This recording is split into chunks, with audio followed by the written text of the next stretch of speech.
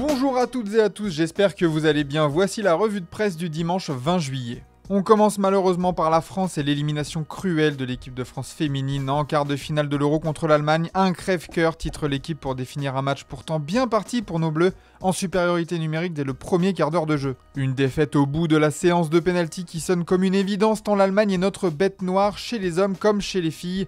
Et à la fin, c'est encore l'Allemagne qui gagne, titre la Provence. Les filles de Laurent Bonadei n'ont pas montré la fougue offensive qu'elles avaient pu montrer lors de la phase de poule. Le bal des imprécisions ajoute l'équipe pour insister sur le grand problème des Bleus dans la ville suisse hier soir. Évidemment, en Allemagne, c'est un tout autre son de cloche. On célèbre la victoire du courage de cette équipe qui a su faire front pour arracher cette qualification.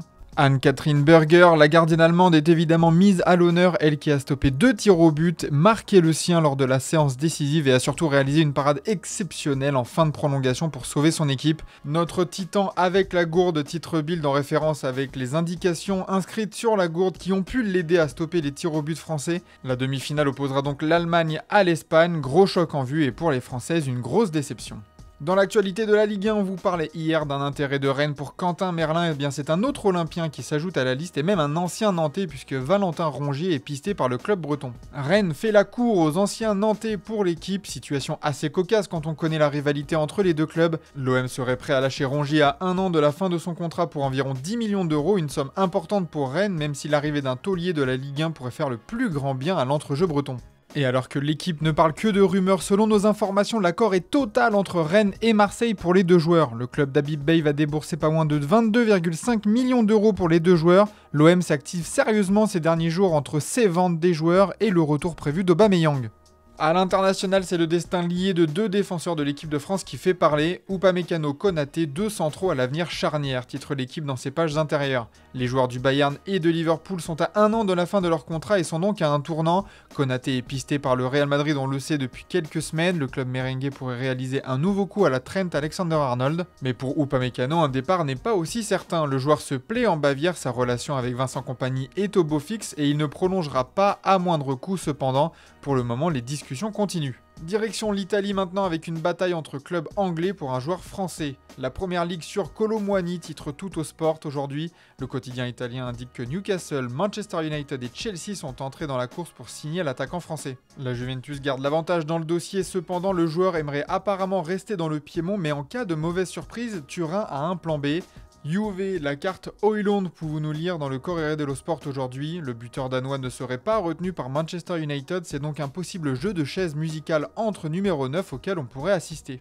Toujours en Serie A, le Napoli serait prêt à jouer un mauvais tour à son rival de l'Inter et shipper Ademola Lookman. Lookman, tentative du Napoli, indique le Corriere dello Sport aujourd'hui. Le club du sud de l'Italie a proposé un salaire plus important aux joueurs de l'Atalanta, 5 millions d'euros par an plutôt que les 4 proposés par l'Inter.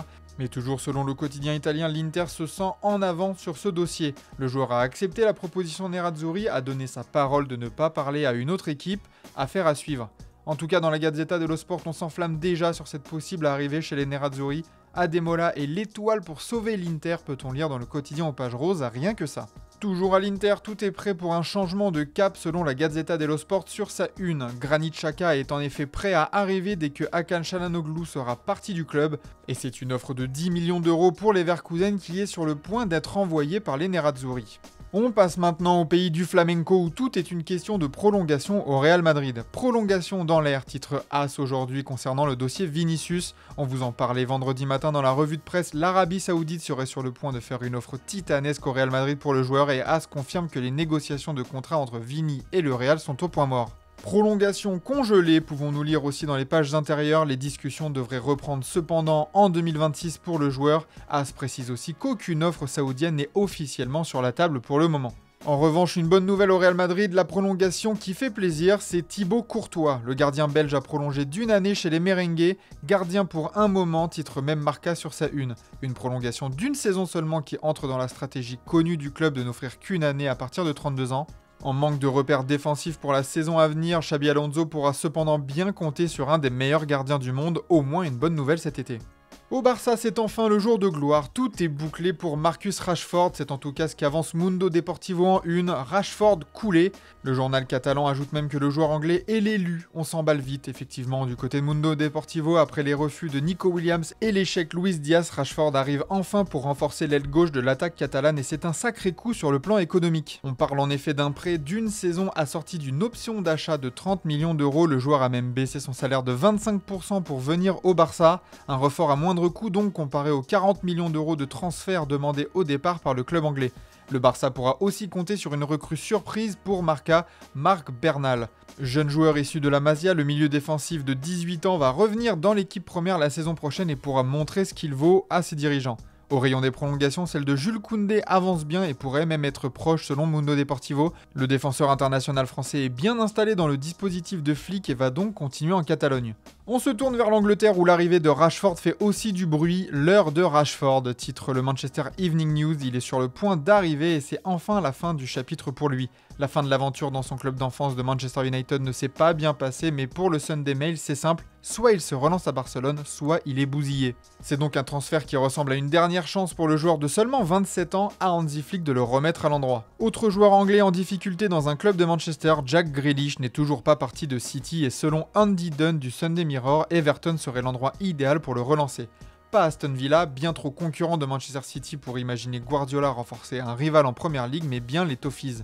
L'autre club d'Everton ne fait pas de bruit, va commencer un nouveau chapitre dans son nouveau stade et quoi de mieux pour Grealish afin de commencer un nouveau cycle dans sa carrière. Rien n'indique que les Toffees vont cependant se bouger pour lui, mais ça peut donner des idées. En Angleterre, on revient aussi rapidement sur le premier match amical de Manchester United hier, une performance loin d'avoir marqué les esprits.